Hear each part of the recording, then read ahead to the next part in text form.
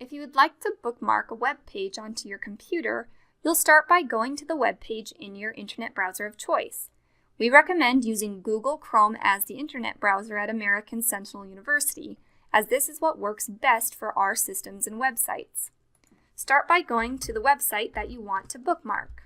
I'll go to my.americansentinel.edu as this is the student site, and this is a site that many students at the university will frequent often. If you would like to bookmark the page, you can do so one of two ways.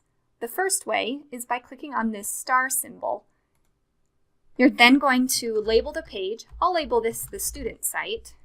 Make sure the folder is under the Bookmarks bar and click Done. You'll notice that the bookmark has now been added to the Bookmarks bar at the top of the page. Say I also wanted to save this web page, learn.americansentinel.edu. This is the classroom site, and many students frequent this site as well. You could click on the three dots at the top of the screen, scroll down to Bookmarks, and then click Bookmark this page. Again, you will want to label the page that you're bookmarking, make sure the folders is Bookmarks bar, and then click Done. Both of these websites now appear on the Bookmarks bar at the top of the page. You can click on either one to easily navigate to these web pages.